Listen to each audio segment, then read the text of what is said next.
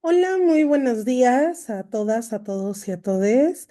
Bienvenidos a este nuevo ciclo de actividades del 25N de este seminario permanente Graciela Hierro Pérez Castro en esta nueva emisión de este Día Internacional de la Eliminación de la Violencia contra la Mujer. Muchísimas gracias a los organizadores de este evento por la invitación a participar y a colaborar en este importante día em, que debe de ser realmente conmemorado, ¿no? En todas partes. El día de hoy voy a presentarles la conferencia Tina Brandon y el transfeminicidio en el Código Penal. Yo soy la doctora Paola Otero Valladares y pues muchas gracias por escucharme y comenzamos. Para empezar, tenemos que hablar de qué es el transfeminicidio.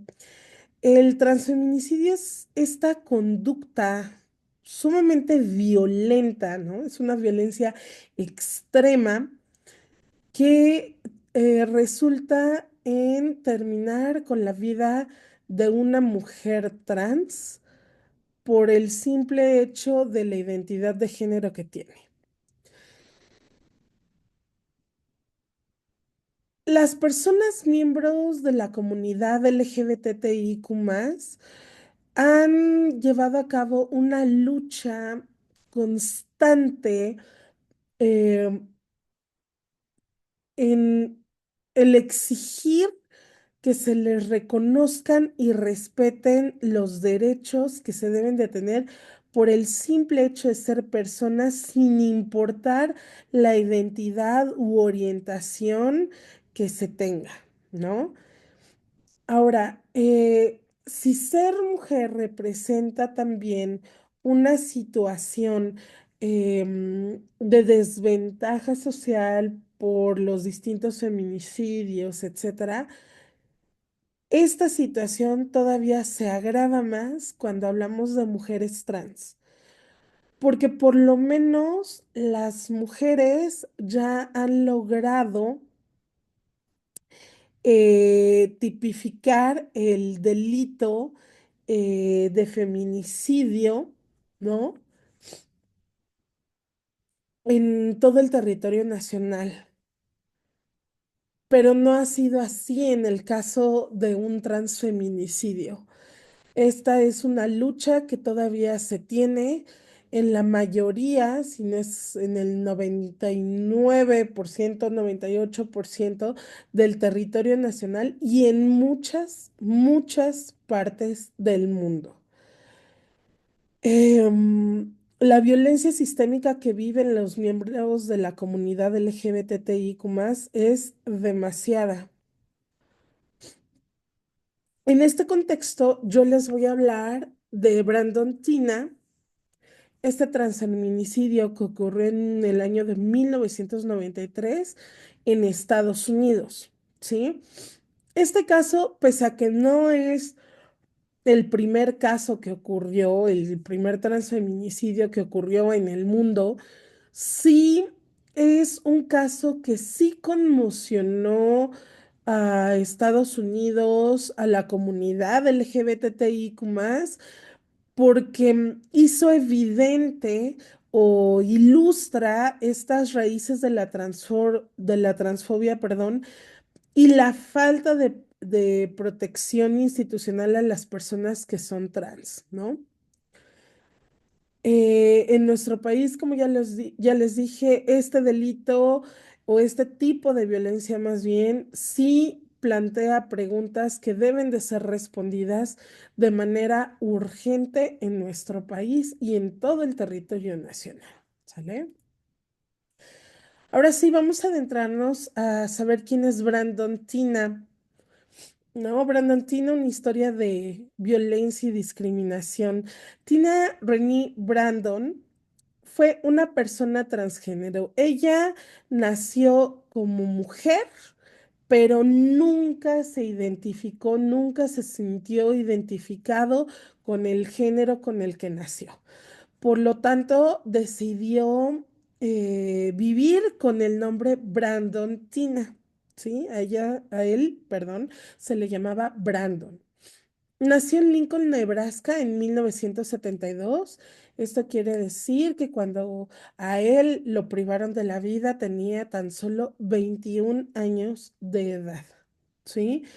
Desde temprana edad expresó su identidad de género, ¿no? Como hombre y enfrentó muchísimos desafíos y sobre todo mucho rechazo por su identidad de género. Esto lo llevó a cometer robos, a tener una serie de dificultades en su vida.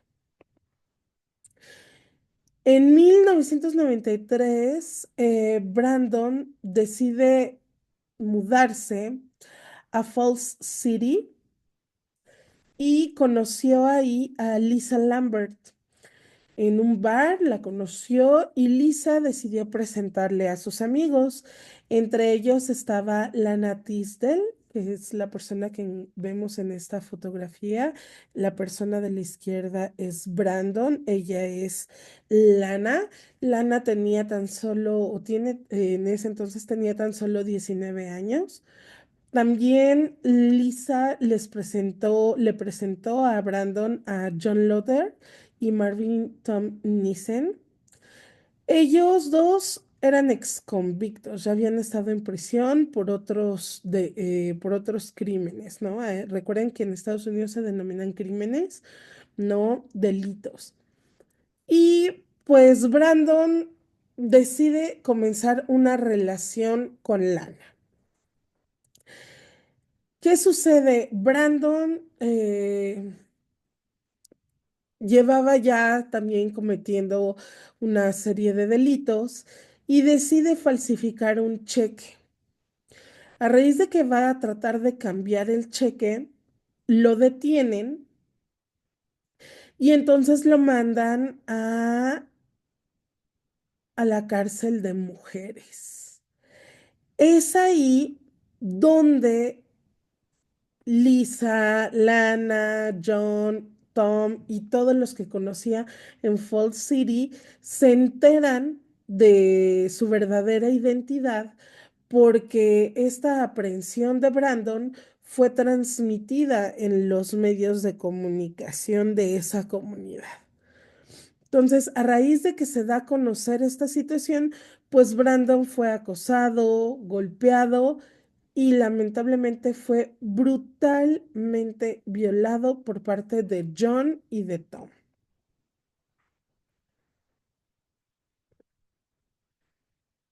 Bueno, Brandon, por desgracia, bueno, no por desgracia, bueno, sí, por desgracia fue torturado, fue violado y justamente John y Tom le dijeron, no vayas a denunciar.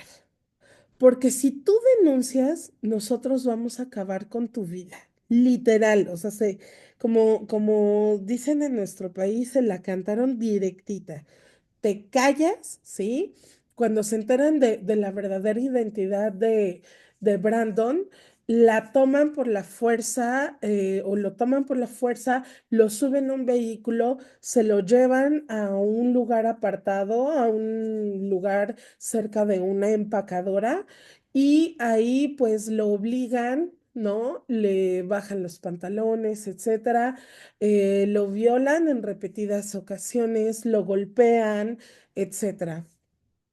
Después de esta agresión brutal sexual, hacen que se vuelva a vestir, lo vuelven a ingresar en el vehículo, lo llevan a su casa, ¿no?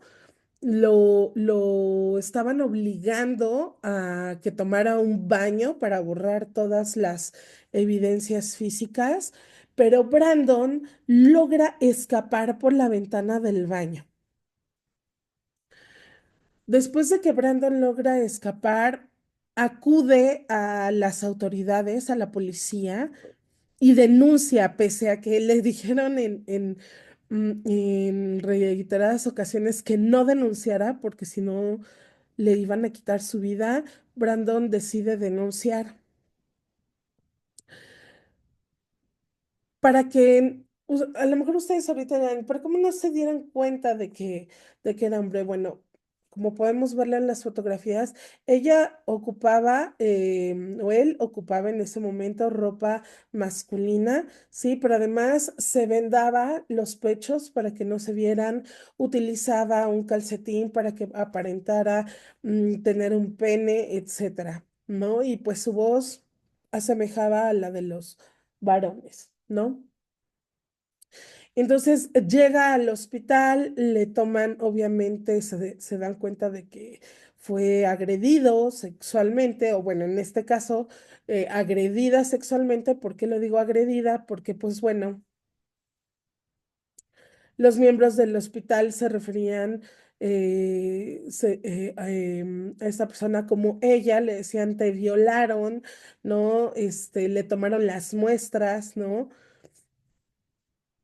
Y ya después acude con los policías, levanta la denuncia, pero el caso de Brandon hace o ilustra perfectamente lo que viven las personas que sufren una violación y acuden a denunciar, que es una falta de empatía, una falta de tacto, una incompetencia de utilizar la perspectiva de género al momento de la investigación de los casos. ¿Por qué lo digo? Porque a Brandon le empezaron a hacer preguntas demasiado absurdas, incómodas, que no tenían nada que ver con lo que había ocurrido, ¿no? Por ejemplo, le preguntaban, ¿por qué andas con hombres si tú eres una chica? ¿No? ¿Qué tiene que ver que se relacione con hombres independientemente de su identidad? Eso no les da derecho. Es como si le dijeran, ah, es que tú eres una chica que pese a que te vistes como hombre, tú te estás juntando con hombres y tú solita te estás poniendo en riesgo y como carne de cañón para que te agredan sexualmente. No. O sea, esto no tiene, o sea, esa pregunta no tenía lugar, ¿no? O por ejemplo le decían, ¿por qué besas a todas las mujeres? ¿No? Incluso le decían, ¿acaso eres una pervertida? O sea, preguntas que no tienen nada que ver con la agresión que él estaba denunciando. O sea, a él lo violaron y está diciendo qué personas lo violaron, ¿no? Inclusive en esta denuncia, Brandon le preguntan que si esa era la primera vez que él tenía una relación sexual y él dice que sí. O sea, estamos hablando que estas dos personas prácticamente le quitaron la virginidad en esta concepción porque él no había tenido nunca una relación porque no le gustaban los hombres, ¿no? Ahora bien, ¿qué pasa después de que él levanta la denuncia? Curiosamente, así como por arte de magia, ¿no? Algo que jamás hubiéramos podido creer, las evidencias físicas, lo que le tomaron en el hospital, fluidos, etcétera, todo se extravió, no habían evidencias. Entonces, cuando mandan llamar a John y a Tom para que digan si agredieron a Brandon, pues las evidencias ya no existían. Entonces, ¿qué dijo la policía? Ay, no tenemos pruebas de lo que le ocurrió, de lo que supuestamente le hicieron. Los dejamos en libertad. Y dejaron en libertad a Tom y a John, ¿no? Aquí podemos ver del lado izquierdo a Marvin Tom Nissen, le decían Tom, y a John Lotter, ¿no? Lo tenemos del lado derecho. ¿Qué pasa el 31 de diciembre después de que los mandan llamar? Porque la brutal agresión que sufrió Brandon la cometieron el 26 de diciembre, el 25 de diciembre, perdón. El 28 de diciembre los mandan llamar para hablar con la policía y pues ellos estuvieron buscando y buscando a Brandon. Lo encuentran el 31 de diciembre. ¿Y qué pasó? Van, lo, lo privan de la vida con arma de fuego, pero además para despistar a la policía, acuden obviamente porque Brandon estaba quedándose en la casa de Lisa, la, que la chica que le presentó a Lana. Y para despistar obviamente a la policía y que no fuera evidente que fueron ahora sí que por Brandon, pues decide privar también de la vida a Lisa y a su novio, ¿no? Lisa estaba con su novio en su casa junto con su bebé. Afortunado, desafortunadamente, del punto de vista del que lo quieran ver, dejaron con vida a la bebé, pero privaron de la vida a Lisa, a su novio y a Brandon. Obviamente los agarraron, sí, sí fueron detenidos ya por el homicidio. Y curiosamente, Tom, al verse en el semejante problemita que tenía legalmente, decide cooperar con la fiscalía porque Tom dice que él no llevaba ningún arma de fuego, él solamente acudió a ayudar y el que cometió los disparos y privó de la vida fue John. Entonces decide testificar en contra de John a cambio de que a Tom solamente le dieran cadena perpetua. O sea, que ustedes dirán, ay, pues qué trato es ese, ¿no? Cadena perpetua, pues es que ya lo van a ver. A John, ya con el testimonio de Tom, lo condenan a pena de muerte.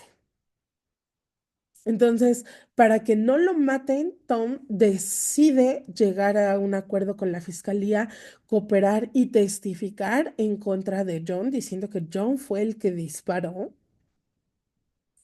y así evitar la pena de muerte, ¿sí?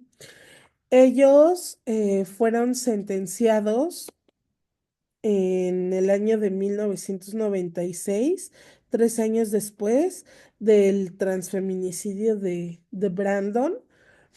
Y pues bueno, hasta el día de hoy, John sigue estando en el corredor de la muerte de Nebraska, apelando y luchando y diciendo que él es inocente y que él no realizó ninguna de estas acciones y pues está luchando para que no lo maten, ¿no? No, no le apliquen la pena de muerte.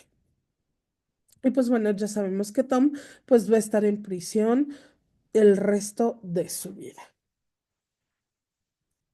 Este caso de Brandon ha sido un referente para toda la comunidad, porque sí hace alusión a la negligencia por parte de las autoridades, a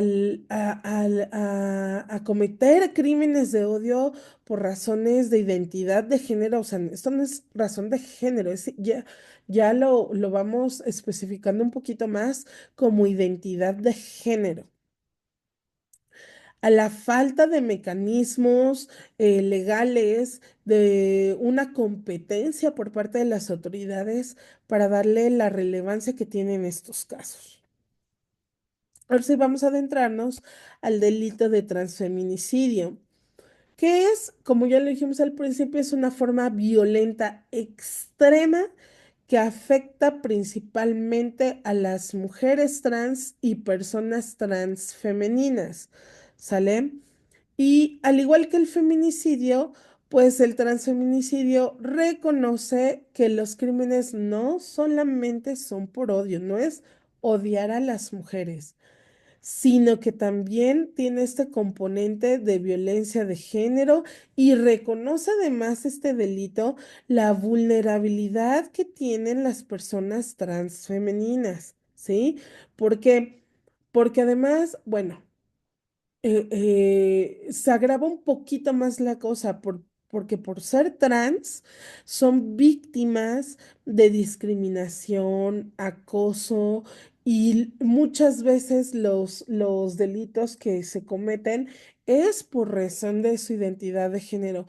M- Muchas veces ni siquiera hay una relación, sino por el simple hecho de tu identidad de género, entonces te voy a privar de la vida, ¿no? Por ejemplo, en el caso de las mujeres, en muchas ocasiones se conoce al agresor, se tiene una relación, no sé, X, ¿no? Pero aquí puede ser que ni siquiera conozcas, ¿no? A la persona, ah, es una mujer trans, entonces te privo de la vida, ¿no? Entonces, sí es un poquito complicado este delito, ¿no? Ahora, la tipificación del delito no es solamente buscar tener un castigo, sino reconocer, o sea, implica muchísimas cosas como el reconocimiento de la violencia de género que viven las mujeres trans. O sea, pasa lo mismo que con el feminicidio. Si no lo tipifico, entonces no reconozco que existe y entonces, por lo tanto, no tengo una estadística oficial, o números oficiales de cuántas personas están siendo víctimas de este delito, ¿no? Entonces, em, ¿es importante el reconocimiento de este delito? Por supuesto que sí, para poder visibilizar la violencia que viven las mujeres trans, ¿no? Ya en algunos países se ha reconocido, ¿no? El odio de género y la transfobia como agravantes del delito, ¿sí? Pero pues sí es importante y hay mucho por delante para trabajar, ¿no? Criminalización e invisibilidad. Bueno, ¿qué sucede? Que al ser víctimas de una violencia institucional, de discriminación, acoso, etcétera, y al no tener los mecanismos adecuados para poder cuantificarlos y así poder visibilizarlos, ¿qué pasa en nuestro país? Pues no se tiene. Entonces, ¿quiénes son o cómo nos podemos dar un poquito de idea de que esto es un delito o perdón, una conducta, porque pues, no está tipificado, no, una conducta que está afectando a cierta parte de la población que está en una considerable desventaja? Pues que tenemos ONGs, ¿no? Que están llevando su propio conteo, como puede ser la Asamblea Nacional Trans No Binaria, Transcontinental o Letra S. Ellos llevan el conteo hoy en día de cuántos transfeminicidios se tienen, pero estamos hablando de que, pues, México no puede decir, ah, sí, en México tenemos tantas mujeres trans que han sido privadas de la vida. No, porque simplemente no existe. No hay una cifra. Entonces, si no está la cifra, no podemos decir que en el país existe este problema. Por eso es importante, ¿sí? Transfeminicidio en México. ¿Qué pasa?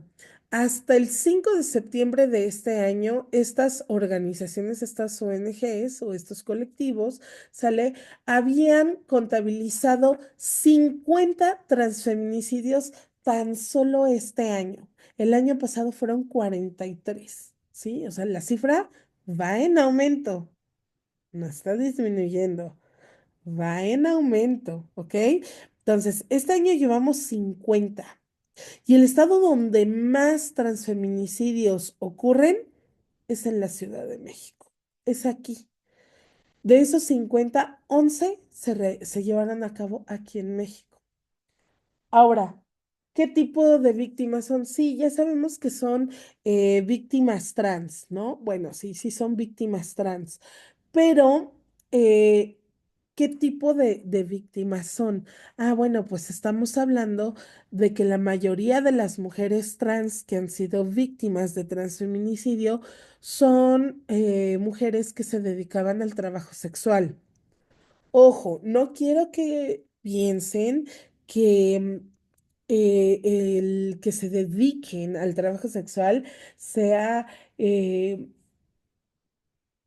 vamos a decirlo, sea su culpa, ¿no? Por dedicarse a eso, el que sufran este tipo de delitos. No, pero sí la mayoría de las mujeres que han sufrido un transfeminicidio se dedicaban al trabajo sexual, pero hay otras que no. Por ejemplo, Samantha Fonseca y Miriam Ríos. Ellas fueron privadas de la vida por razones políticas, estaban en campaña electoral. Em, por ejemplo, también hay o se dice que las mujeres víctimas de transfeminicidio oscilan entre los 20 y los 30 años. Pero también han existido transfeminicidios de menores de edad de 16 años o inclusive me parece que es Miriam Heredia, ay, no recuerdo bien su nombre. Ella fue víctima de este delito a los 54 años de edad, ¿no?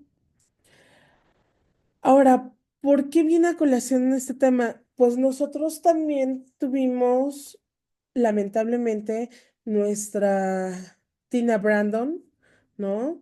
Nuestro Brandon Tina, y en este caso fue Paola Buenrostro, ¿no? No quiere decir que Paola Buenrostro fue la primera, por supuesto que no, pero sí es un caso importante, porque ¿cómo se da? En el 2016, Paola se dedicaba al trabajo sexual y se sube al auto de un posible cliente, avanzan, el cliente se da cuenta de que ella era una mujer trans, ¿no? Dijo, ah, eres hombre, entonces saca un arma de fuego, le dispara, la arroja prácticamente a unos metros de que se había subido ella al vehículo y sus compañeras se apresuran y evitan que su agresor se dé a la fuga. Obviamente el caso fue muy, muy mal manejado por las autoridades porque dejaron en libertad al transfeminicida. Lo dejaron en libertad porque las autoridades dijeron que no habían encontrado elementos suficientes para determinar que él era culpable del delito, pues a que casi casi lo agarraron infragante. Cuando están llevando el féretro con Paola dentro hacia la, hacia la funeraria donde la iban a velar, una de sus compañeras detiene el paso de la carroza, baja el féretro de la carroza, lo pone en plena calle y empieza a realizar una manifestación para que se den cuenta y se visibilice que su amiga fue privada de la vida por cuestiones de identidad de género. Esto fue en el 2016. ¿Qué pasó o qué provocó este hecho? Que Ernestina Godoy en el 2019 ofreciera una disculpa pública por la negligencia por parte de las autoridades en el caso de Paola Buenrostro. Y esto que refleja, fíjense, o sea, esta disculpa que refleja que el Estado reconoce. por primera vez que existe un transfeminicidio en el país, ¿sí? El que reconozcas esa conducta habla de que el caso de Paola Buenrostro se registra como el primer transfeminicidio en el país, aunque antes ya habían otros, ¿sí? Pero el Estado nunca dijo nada, en este sí. Entonces, se puede decir que es el primer transfeminicidio del país. ¿Esto qué hace? Impulsa la llamada Ley Paola Buenrostro. Este homicidio, este transfeminicidio, obviamente, pues sí pone en evidencia una falta de justicia, el prejuicio en el sistema legal mexicano, ¿sale? Y puso en evidencia que hay muchas cosas por hacer, como que tipificar el delito de transfeminicidio, ¿sí? Para convertirlo en un delito agravado por razones de identidad de género. Es necesario, súper urgente, capacitar a las autoridades judiciales y policiales para que se investiguen estos delitos con perspectiva de género.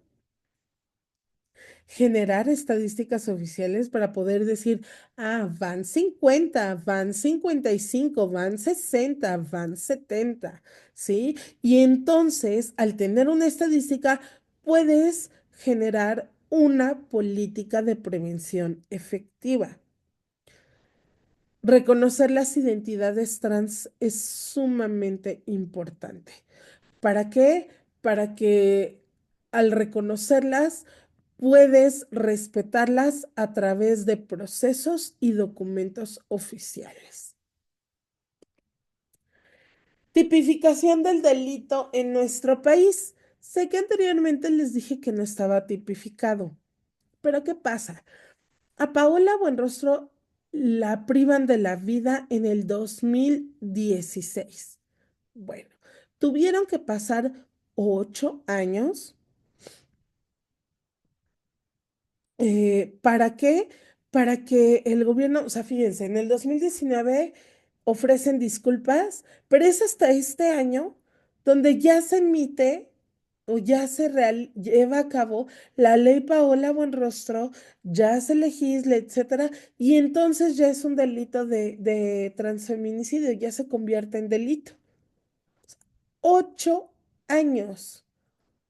Algo que debe de ser prácticamente inmediato, así como han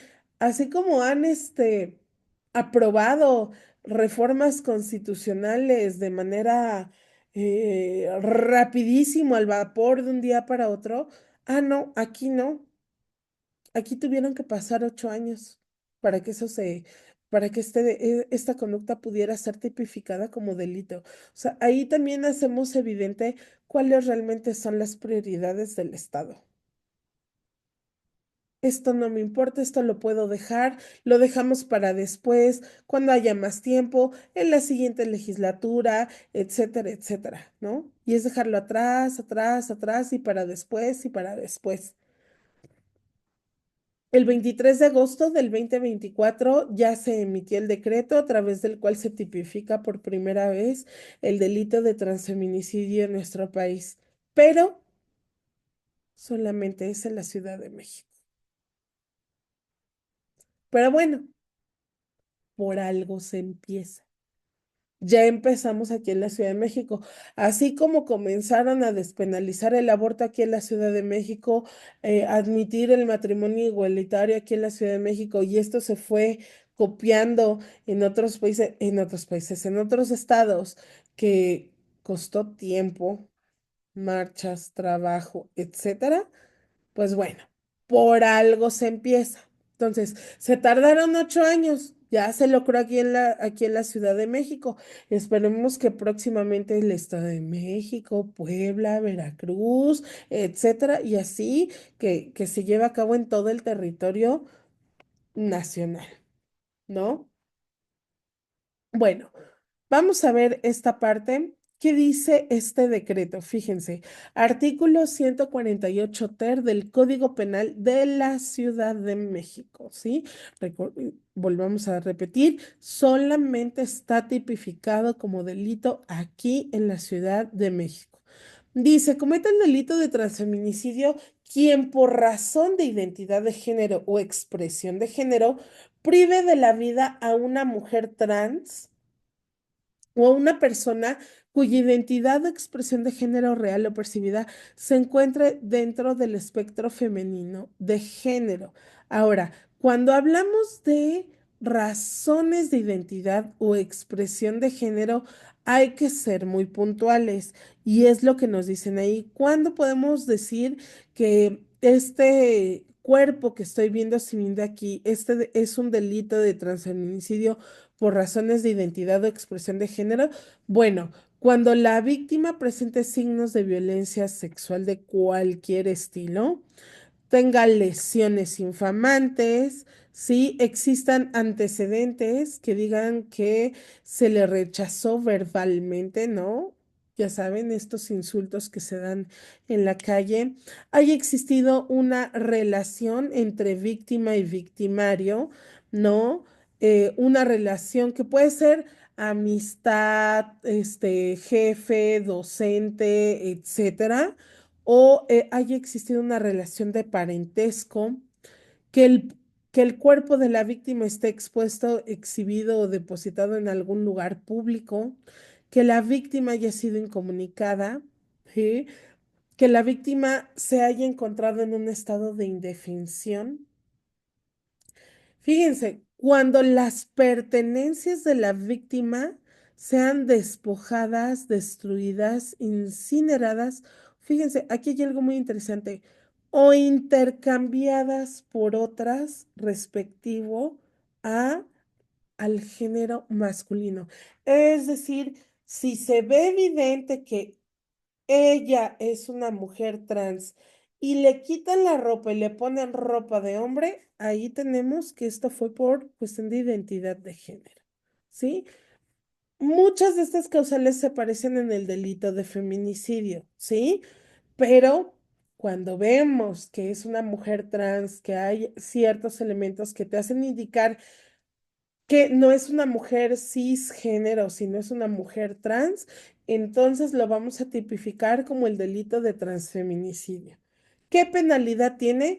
De 35 años hasta la máxima que pueden ser 70 años de prisión, porque sí se consideran ya un delito de odio. Ahora, esto vamos a ponerlo así que se llegue a cometer un transfeminicidio simple y llano. Ahora vamos a ver las agravantes, porque también hay agravantes. ¿Cuáles son las agravantes en este delito? Cuando presente señales de saña. Ah, caray, ¿y qué es eso de la saña? Bueno, cuando el agente actúe con crueldad o aumente deliberadamente el dolor o sufrimiento de la víctima. Si dentro de estas lesiones infamantes el médico legista puede determinar que, oye, fíjate, lo que pasa es que estas heridas fueron después de muerto. Ok, hay lesiones, ¿sale? Pero si resulta que estas lesiones que estamos viendo dentro del cuerpo de la víctima, el médico legista puede determinar que fueron para causarle un mayor dolor, sufrimiento antes de acabar con su vida, entonces hablamos de una agravante y se cometió saña, ¿sí? Cuando la víctima trabajaba en el contexto sexual, es un agravante, como en el caso de Paola Buenrostro, ¿sale? Cuando el delito se ha cometido por dos o más personas, recordemos que esto también está en la Constitución, ¿sale? Esto ya vendría siendo crimen organizado, dos o más personas, ¿sale? Cuando el delito se ha cometido en presencia de una o más personas, pues también yo no participé, yo nomás miré, ¿sale? Cuando la víctima sea menor de edad. Híjole, cuando además es una menor de edad, se agrava la penalidad. Cuando la víctima se esté en situación de calle, ¿por qué van a estar en situación de calle? Evidentemente porque no son aceptadas dentro del núcleo familiar, dentro de la sociedad, etcétera. Son rechazadas. Entonces, luego no les queda de otra más que vivir en la calle, ¿sí? Cuando la víctima haya recibido amenazas de muerte, pues también son agravantes, ¿sale? Fíjense, además, esto creo que sí es algo muy bueno, muy innovador. Eh, ¿Qué pasa cuando a esta persona, ¿sí? A esta mujer la privaron de la vida, ¿no? Pero resulta mm, que su familia no quiere que se expida el acta de defunción, por ejemplo, con el nombre de Paola Buenrostro, porque resulta que él nació como varón y se llamaba, voy a inventar el dato, Genaro Pérez. No, ¿sabes qué? Nosotros no aceptamos nunca esta identidad de género de mi hijo y yo quiero que su acta de nacimiento salga como Genaro Pérez. Ah, pues fíjense que este decreto además modificó el Código Civil para que se pueda hacer se pueda levantar esta acta de defunción. Si la familia no quiere, lo puede hacer la familia social.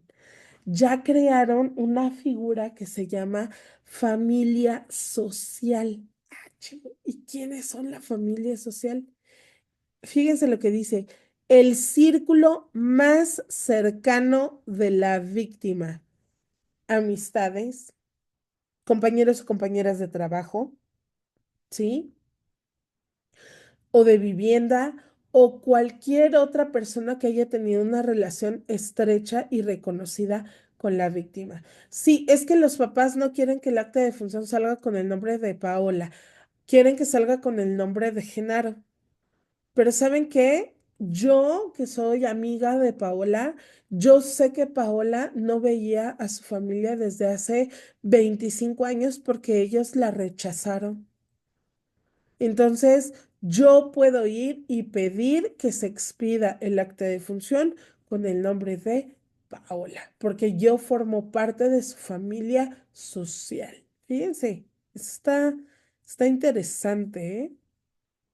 Entonces, pues ya va a ser más fácil poder tramitar estas actas de defunción y tener una estadística más real, porque también si los papás no quieren que se haga el acta de defunción con ese, entonces, pues también ahí tenemos un pequeño inconveniente, ¿no?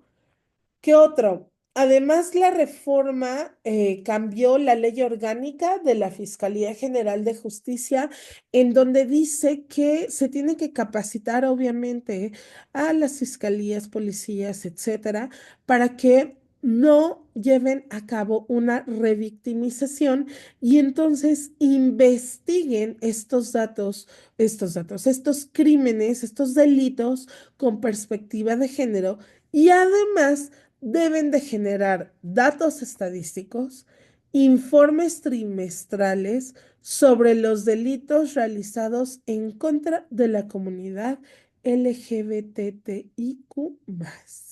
Fíjense nada más, o sea, sí creo que es un cambio muy bueno, es una reforma muy buena, es un decreto excelente y es un paso que ha conquistado la comunidad LGBTIQ+. Saben que además de ser bueno, que es lo lamentable que se tengan que perder vidas para generar estos cambios. No debería de ser. Deberían de darse, no deberíamos esperarnos hasta tener 50, 100, 200, 300 muertes. Debería de ser con la primera. ¿no? Pero bueno, pues algo es algo, ¿no? Ya tenemos un decreto aquí en la Ciudad de México. Conclusiones, pues los casos de Brandon Tina y de Paola Buenrostro son esta imagen, este recordatorio de cómo la transfobia y la violencia de género pueden cruzar fronteras y sistemas legales. No importa que sea un país de primer mundo, de tercer mundo, etcétera.